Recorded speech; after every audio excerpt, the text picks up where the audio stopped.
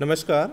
आज हम online classes के अंदर बीए पार्ट थर्ड के द्वितीय प्रश्न पत्र आधुनिक विश्व के इतिहास के अंतर्गत सम्राट नेपोलियन बोनापार्ट के प्रशासनिक सुधारों के साथ साथ एक विजेता के रूप में उसके कार्यों का विश्लेषणात्मक अध्ययन करेंगे। नेपोलियन बोनापार्ट का प्रसिद्ध कथन है कि मुझे फ्रांस का राजमुकुट धरती पर पड़ा मिला और तलवार की नोक से मैंने उसे ऊपर उठा लिया। आधुनिक यूरोप का महान निर्माता नेपोलियन फ्रांस की क्रांति का शिशु था।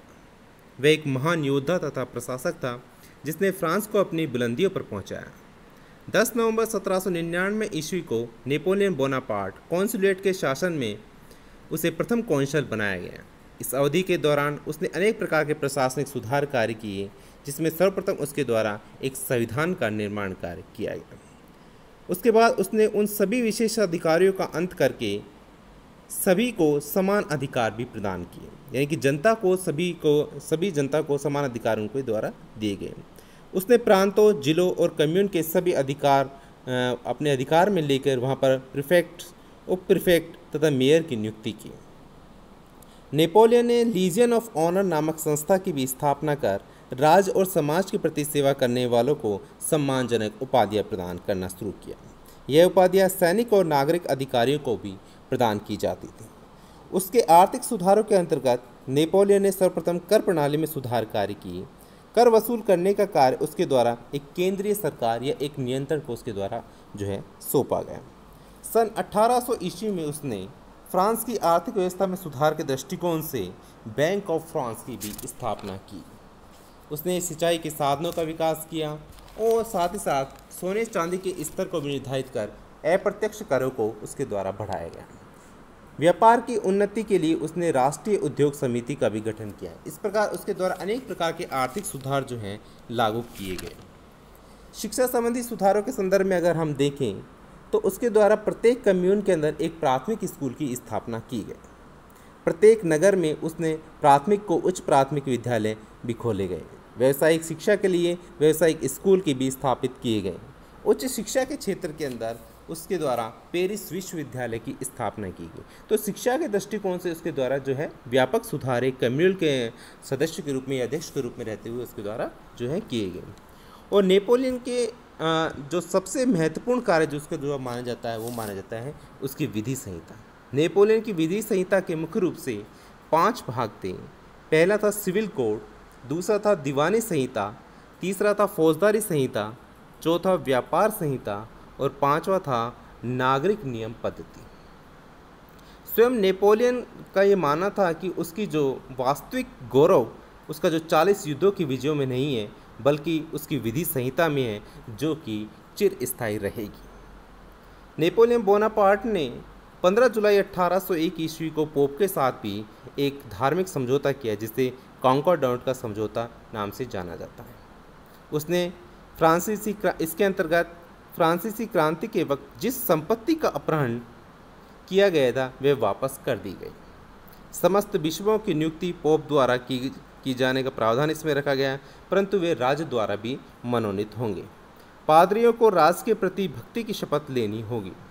कैथोलिक धर्म राज धर्म होगा, परंतु लोगों को धार्मिक स्वतंत्रता भी इस समझौते के अंतर्गत दी गई। इसके अलावा नेपोलियन एक महान विजेता भी था। नेपोलियन के द्वारा अनेक युद्धों के अंदर भाग लिया गया और अनेक युद्धों का उसके द्वारा संचालन किया गया, जिसके माध्यम से उसने फ्रांस की जो शक्ति का विस्तार किया, उसके साम्राज्य का उसके द्वारा विस्तार किया गया। तो सर्वप्रथम उसने ऑस्ट्रिया के साथ युद्ध किया 1800 ईस्वी के अंदर। दिसंबर 1800 ईस्वी के अंदर नेपोलियन ने एक विशाल सेना के साथ आल्प्स जैसे बर्फीले पर्वत को लांघकर इटली स्थित ऑस्ट्रियाई सेना को पराजित किया। उसके बाद 9 फरवरी 1801 ईस्वी को उसने ऑस्ट्रिया के साथ लुनविले की संधि की। मार्च 1802 ईस्वी में इंग्लैंड और नेपोलियन के मध्य ऑमियंस की संधि हुई। इसके तहत इंग्लैंड ने लंका और त्रिनाद को छोड़कर फ्रांस के सभी उपनिवेश उसे लौटा दिए। उसने फ्रांस को कि एक नवीन नेपोलियन बोनापार्ट के नेतृत्व में एक नवीन सरकार की भी मान्यता उसके द्वारा दे दी गई। 1805 ईस्वी में ट्रेफाल्टर के युद्ध के अंदर इंग्लैंड के सेनापति नेल्सन ने फ्रांसीसी बेड़े को परास्त कर दिया। इसके बाद 1805 ईस्वी में उलम नामक स्थान पर नेपोलियन की सेना ने ऑस्ट्रिय सेनापति मैक को बुरी तरह जो है परास्त किया। इसके पश्चात ऑस्ट्रेलिस का युद्ध हुआ। 2 दिसंबर 1805 ईस्वी को ऑस्ट्रेलिस के स्थान पर नेपोलियन ने रूस और ऑस्ट्रिया की संयुक्त सेना को परास्त किया और युद्ध के उपरांत 26 दिसंबर 1805 ईस्वी को प्रेसबुर्ग की संधि हुई। इसके पश्चात प्रसा और रूस के साथ उसके युद्ध हुए। नेपोलियन ने 18 अक्टूबर 1806 ईस्वी में जेना और ओवरस्टार्ट के युद्धों में प्रसा को परास्त किया। इसके पश्चात जून 1807 ईस्वी को रूसी सेनाओं को फिनलैंड में परास्त किया। युद्ध उपरांत 8 जुलाई 1807 ईस्वी को रूस और फ्रांस के मध्य टिलसिट की संधि हुई। अक्टूबर 1813 ईस्वी में नेपोलियन और मित्र राष्ट्रों की सेनाओं के मध्य भी लिप्जिंग नामक स्थान पर युद्ध हुआ, जिसमें नेपोलियन बोनापार्ट जो है परास्त हुआ। इसके पश्चात 18 जून 1815 ईस्वी को वाटरलू के युद्ध में नेपोलियन को वेलिंगटन ने परास्त किया गया।